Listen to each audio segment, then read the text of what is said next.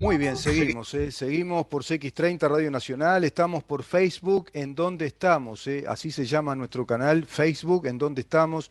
Nuestro canal YouTube, mirá en dónde estamos, mirá en dónde estamos, suscríbete, es gratis y tenés cada una de las columnas que realizamos en este programa por separado, cada columna con imagen y con sonido, por eso estamos en YouTube, mirá en dónde estamos. Precisamente te suscribís además gratis, ¿no? Totalmente. Y revisás y ves el material que te interesa ver. Estamos ahora con el diputado Conrado Rodríguez, un amigo de la casa, quien nos instruyó en un montón de temas y nos seguirá instruyendo, y hoy nos seguirá instruyendo también, sobre temas que hacen a la institucionalidad del país. Es ahí, podemos decirlo de modo, vamos a decirlo de modo bien gráfico, y por supuesto que si vos querés, con la seriedad que eso tiene. Es donde se cocina la institucionalidad. Es como si fuera la cocina de una casa. Es donde se elaboran las leyes. ¿Cómo te va, Conrado? Y hay ¿Cómo estás, una Rubén? lista, ¿verdad?, ¿Todo de bien? leyes para elaborar, ¿no? Hay una Sin duda. lista de leyes que urge que salgan en Hay, el país. hay que darle un gran impulso legislativo este año, que es un año muy importante. Como todos sabemos, los uruguayos sufrimos de esa gran enfermedad que es la electoralitis. Mm. Y una vez que se ingresa en esa enfermedad, como que se va complicando, ¿no? Poder discutir temas y ir aprobando proyectos que son importantes. Pero dentro de ese marco de proyectos tan importantes, en el día de ayer tuvimos una reunión con el presidente de la República en la residencia de Suárez y Reyes, justamente para hablar de una reforma vital para el Uruguay, que es la reforma de la seguridad social. Mm. Allí fue una muy buena instancia en la cual tuvimos información de primera mano por parte del coordinador del grupo que trabajó durante un año, trabajó durante 13 meses, el grupo de Comisión de Expertos de Seguridad Social, un grupo integrado por 15 miembros, entre los cuales estaban los partidos políticos y entre los cuales estaba el Frente Amplio. El Frente Amplio integró la Comisión de Expertos de Seguridad Social, Ujú. también integrado por el PIT-CNT y integrado por otras organizaciones sociales. En esa comisión de expertos se sesionó durante casi 60 veces, sesiones, digamos, plenarias de los 15 miembros. Sesionaron más de 75 veces en las subcomisiones que se fueron formando Ujú. y recibieron a decenas de delegaciones, Ujú. todas que tenían alguna inquietud, que tenían algo que ver con la seguridad social. Ujú. Digo esto porque es importante señalar de que hubo un proceso de discusión, un proceso de intercambio, un proceso de diálogo social, como se dice habitualmente, Claro. que no existió en otras oportunidades. Porque en la reforma o la mini reforma o la contrarreforma del año 2008, liderada por el expresidente Tabaré Vázquez, las instancias de discusión fueron muy pocas. De hecho, en el día de ayer se hizo un raconto de eso. El Partido Colorado participó solamente en 2 reuniones, el Partido Nacional en una sola, y esos eran los partidos de oposición en aquel momento. Mm. Por lo tanto, no se puede decir que hubo un verdadero diálogo social en el año 2008. Claro. Entonces, aquellos que reclaman un diálogo social ahora, la pregunta es, ¿dónde estaban cuando la comisión de expertos estaba sesionando y estaba trabajando? Mm. Porque Claro. uno de los integrantes de la comisión de expertos era el ex ministro de Trabajo, Ernesto Murro, quien fuera presidente del BPS. O sea, la principal figura que tiene el Frente Amplio en materia de seguridad social estaba. Ujú. También estaba el PIT-CNT, el economista Hugo Bay, Ujú. representando al Instituto Cuesta Duarte. Ujú. Entonces, y también Jimena Pardo, que fue representante del Frente Amplio y que fue vicepresidenta de la República FAP Mm. en los gobiernos del Frente Amplio. Hubo un diálogo social en esa comisión, que fue muy amplio. Se llegó primero a un diagnóstico, el cual fue votado por todos los miembros. Se llegó a recomendaciones, el cual no fue votado por el Frente Amplio y por el PIT-CNT. Ujú. Y ahora está en la etapa de realización del proyecto de ley por parte del Poder Ejecutivo. Hay un grupo de trabajo justamente realizando este proyecto de ley. Y en el día de ayer, el presidente de la República se introdujo en el tema, habló de la importancia de la reforma de la Seguridad Social. En esto no hay dos lecturas, porque el propio expresidente Tabaré Vázquez en el anterior gobierno había señalado en el año 2017, cuando regresó de un viaje oficial a México, dijo, según los números que arroja la Seguridad Social, es inminente una reforma. Hay que hacer una reforma de la Seguridad Social. Y dijo, no será este gobierno, sino será el próximo gobierno quien tendrá que afrontar una reforma. Fíjense, a mitad de gobierno no quiso afrontar la responsabilidad que tiene todo gobernante de llevar adelante una reforma que él mismo anuncia que es impostergable, ¿no? Sí, claro. A esa sentencia del expresidente Tabaré Vázquez se sumó el exministro de Economía, Danilo Astori, que también señaló la importancia y la necesidad de una reforma en materia de seguridad social. Este gobierno se inicia antes de asumir funciones en la ley de urgente consideración, en el proyecto, en el borrador.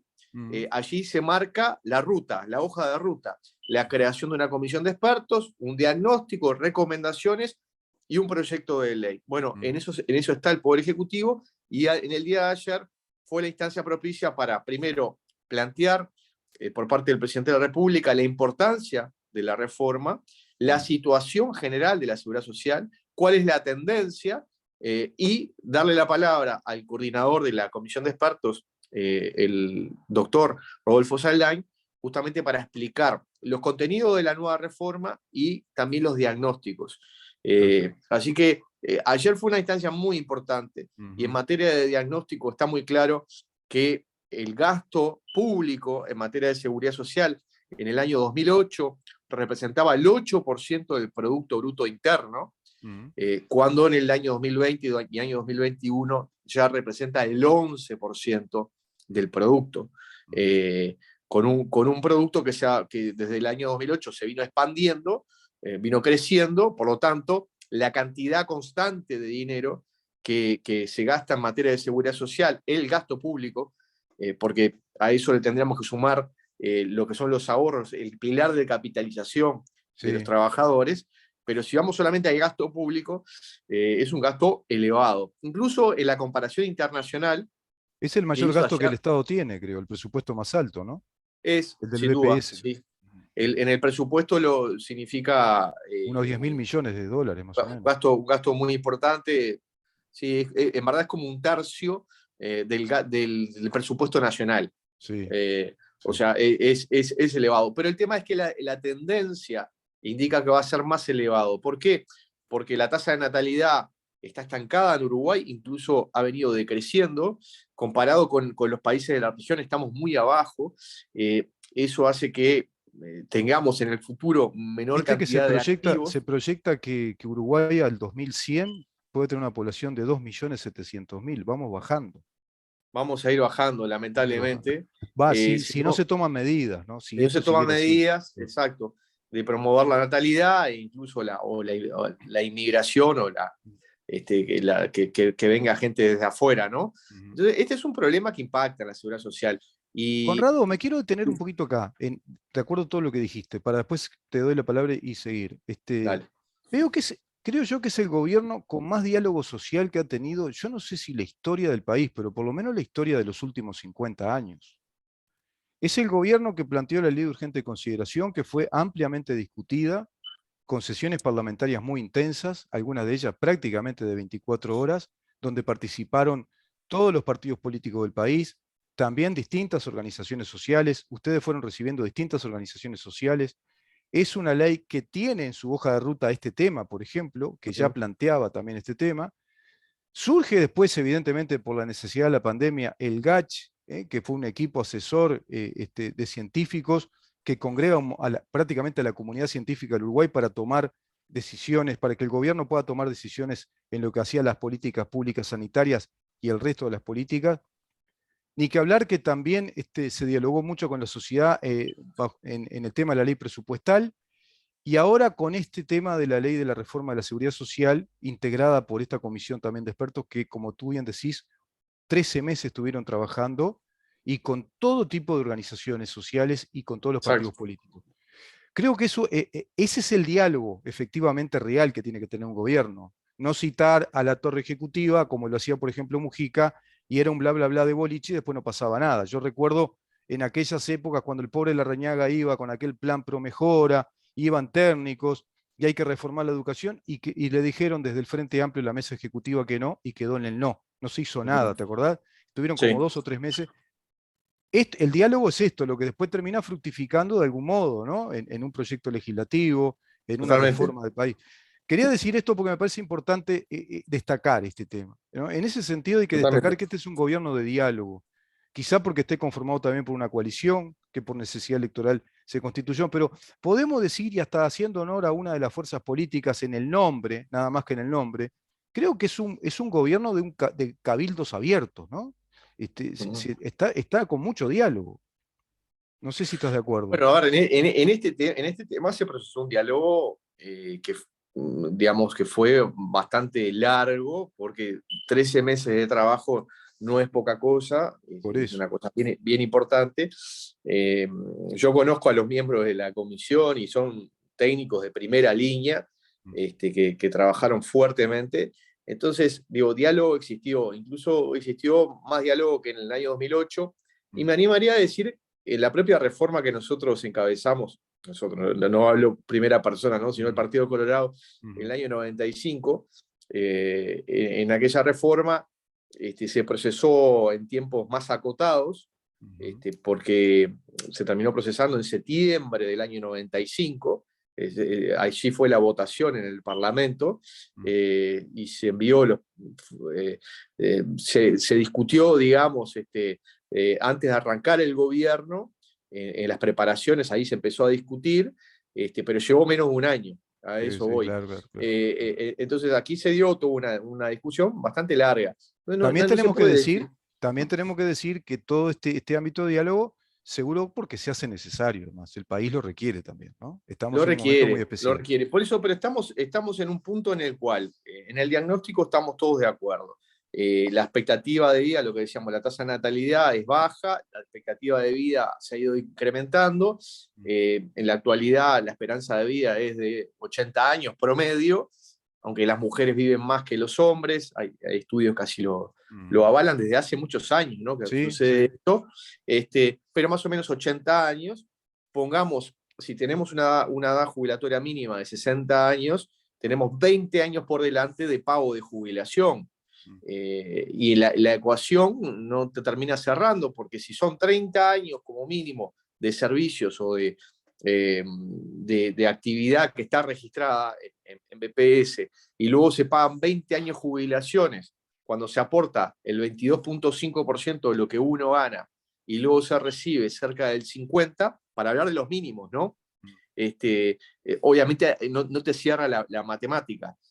Por eso es importante lograr algunas modificaciones. Ahora, lo que hay que tener en cuenta es las modificaciones, más allá de la edad jubilatoria, que es algo que obviamente que no le gusta a nadie, que menos me gusta a mí, pero también es una realidad, porque si la Sí, claro. gente vive más, todos vivimos más, vivimos mejor, tenemos mejor calidad de vida que hace 50 años, pongámoslo en esos términos, es muy claro de que eso tiene un impacto en Sí. la seguridad social, y quien tiene que financiar, en definitiva, es la gente.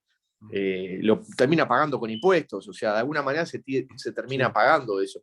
Mm, Entonces, en todo este análisis, más allá del tema de la edad jubilatoria, que es un tema importante, hay que ver cuáles son las reformas que se tiene que hacer para hacer el sistema, para que el sistema sea más justo. Pongo un ejemplo, y ayer O sea que Saldain hablaba de esto. está el diagnóstico, y Saldain dio también soluciones posibles. Sí, sí, sí, soluciones, incluso que a Modelos, lo modelos, mejor digamos. no miran tanto al punto de vista financiero, sino más bien al punto de vista social, Mm, ¿no? Cuando hablamos de las pensiones a la vejez, que es un derecho que está mm, consagrado en la propia Constitución de la República, bueno, hay mecanismos dentro de BPS que terminan siendo bastante limitativos del otorgamiento de la pensión a la vejez, ¿no? Sí, en el hogar existen otros ingresos, ¿no? sí. Si hay determinada estatus de vida o calidad de vida en esa familia, no se le termina dando la pensión a la vejez a la persona que no pudo acceder a una jubilación porque no tiene la cantidad de años Sí. de servicios aportados, digamos, efectivamente. Bueno, lo que habló Saldain fue de justamente flexibilizar y quitar esos requisitos para aquellos que todos los habitantes de nuestro país, llegados a los 70 años, sin haber configurado causal jubilatoria, accedan a la pensión a la vejez, pero Bien. sin esos requisitos que a veces trancan, ¿no? Y a mí me parece bien, me parece correcto esa sentencia, porque en definitiva tenemos que asegurar, sí, un piso para absolutamente todo el mundo, ¿no? Sí. Para aquellos que tuvieron la dicha de tener un trabajo y que también, obviamente, fruto de su esfuerzo personal, lo lograron y lo siguieron manteniendo, y aquellos que por distintas circunstancias de la vida o no pudieron acceder a él porque no tuvieron los medios, porque no tuvieron la educación, porque vaya a saber las vicisitudes de la vida, o bueno, Hay muchos porque grises también, ¿no, Conrado? Hay muchos grises. Hay gente que de pronto, por X motivo, por circunstancias de la vida, no cumplió los, qué sé yo, 30 años de trabajo, pero tiene 20 años de aporte, 25 años de aporte. también, Ojo, exacto, sí, esas combinaciones se bueno, tendrían que ver, ¿no? y esas combinaciones son las que se van a tener en cuenta a la Claro. hora del otorgamiento de las jubilaciones mínimas, de poder otorgar un suplemento a Claro, jubilaciones mínimas según la cantidad de años de aportaciones, ¿ya? claro. Y eso permitiría mejorar el mínimo jubilatorio. Y también, vuelvo a decirte, en el tema de las pensiones a la vejez y también en el cómputo que se hace actualmente de años de servicio por cantidad de hijos. O sea, en el caso de las mujeres, eh, pueden computar un año de servicio por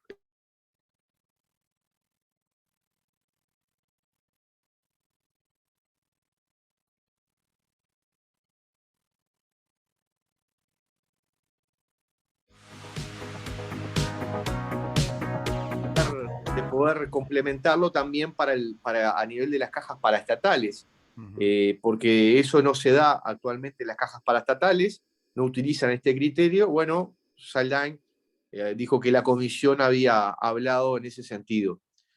Eh, Bien, bien. Así que estas Y son el, las y el algunas. tema de las capitalizaciones, por ejemplo, personales, ¿se habló Bueno, eso?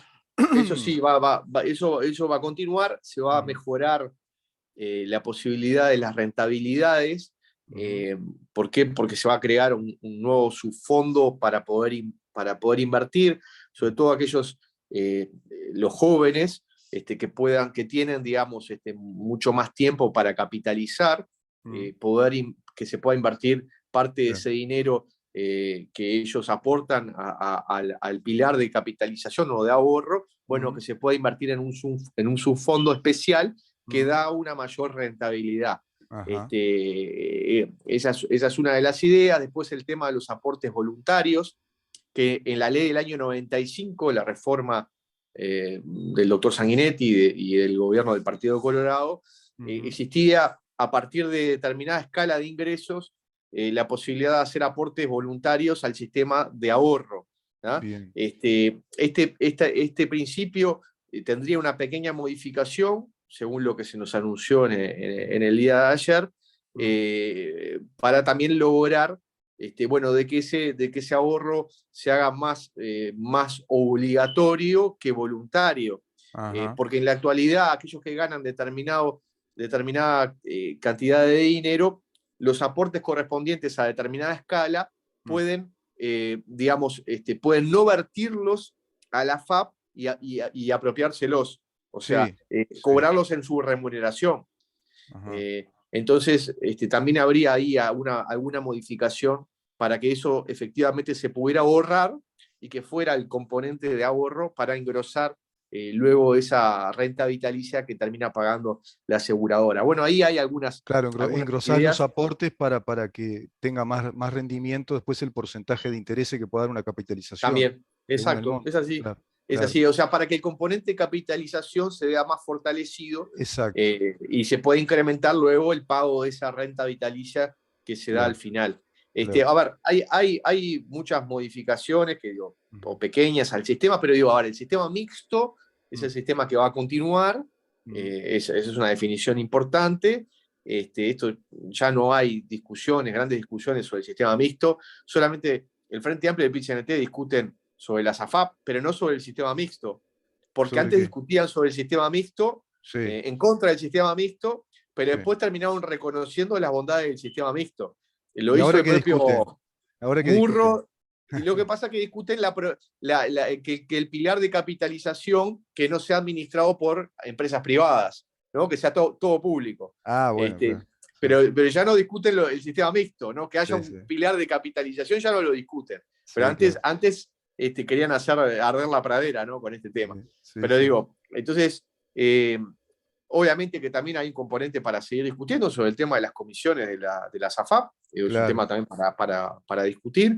Eh, y está también el tema que hemos anunciado, el tema de la jubilación activa. Hay algunos mecanismos que se van a utilizar para justamente derribar la incompatibilidad de jubilarte y poder seguir trabajando, o sea, cobrar Claro. una jubilación y seguir trabajando y seguir aportando. Nosotros ahí también tenemos algunos aportes para hacer. Yo justo pedí Que la seguramente palabra. vendrá por el lado, como hablamos contigo, del subempleo, ¿no? La flexibilidad laboral, de pronto empleos que sean a medio término, como complementarios de una jubilación, porque creo que eso es lo Bueno, que habilita, ¿no? Me parece es, el sistema de seguridad social. sí, ya hay un sistema de ese calibre, pero es muy poco utilizado, porque aparte es muy engorroso Mm. la cuestión burocrática, pero lo Agilizarlo todo importante, eso, que sea un trámite lo sencillo. importante se puede agilizar y vuelvo para atrás de las anteriores audiciones, ¿no? Mm. Una persona que se jubila, que llega a la edad jubilatoria, se jubila, cobra su jubilación y decide trabajar de manera parcial o de manera zafral, digamos, ¿no? Sí, sí, Bueno, sí. o hacerlo 2 veces por semana, una vez por Claro, semana, que tiene claro. alguna cosa para poder hacer en lo que era su actividad anterior, o nuevas actividades que van llevando a que la gente siga estando activa, ¿no? Sí, sí. Que es tan importante Además, viste para que la hoy salud. en esta época del mundo, una persona de 65, 70, 75 años es muy activa, es muy Sí, sí. activa. No, no, sin duda, eso es No es el así. viejito, viste, que ya está No, senil. no, no, Este, no. pero, Y ¿te parece, Conrado, en la próxima, por ejemplo, tocar el tema, ¿qué es el sistema mixto? Te preguntaría que nos expliques qué es el sistema mixto, bien, bueno, cuáles serían los cambios que se podrían introducir de acuerdo al diagnóstico de estos expertos, bueno, el subfondo de inversiones también para la capitalización de esas rentas personales, ¿no? De ese sistema jubilatorio. Y este bueno, tema de la jubilación activa, ¿no? Este tema de que se pueda una persona jubilar y jubilada poder trabajar, por lo que tú decís, que hay una gama enorme de situaciones, ¿no? sí, Está aquel que sí, lo sí, tiene que hacer sí, porque lo precisa, sigue precisando. Me jubilé y son 19.000 pesos jubilación, no me da para nada. sí. Yo tengo que seguir No, trabajando. es Esa que es es muy, una... aparte desde el punto de vista de la salud mental, ¿no? Que recién dijimos, Sí, el tema económico, una persona que tenía determinado estilo de vida porque ganaba determinada cifra, ganaba 100, pongámosle, claro, claro, ganaba 100 en actividad y pasa a ganar 50 o claro, 45, ¿no? claro. Obviamente que el impacto es muy grande. Sí, sí, sí, sin duda. Entonces es muy importante, bueno, poder complementar y Ujú. poder hacerlo a gusto, digamos, a gusto de la persona. Y con la Eso, tranquilidad que es legal hacer eso, que está legalizado. exacto, Es que no así. se tiene que estar Sí, escondiendo. exacto. Conrado, Eso muchísimas es muy gracias, importante. una vez más. No, Un por lujo favor, realmente. Que tengas buen por fin de favor. semana y Un seguimos abrazo conversando de grande. estos Buen fin de temas. semana para todos. Gracias. El diputado Conrado Rodríguez por el Partido Colorado, conversando de este tema enorme, importantísimo, la reforma de la seguridad social. Volveremos a conversar con él el próximo viernes, en su columna de viernes. Vamos a una pausa, Damián, y recibimos a la escritora Mercedes Vigil. Quédense ahí.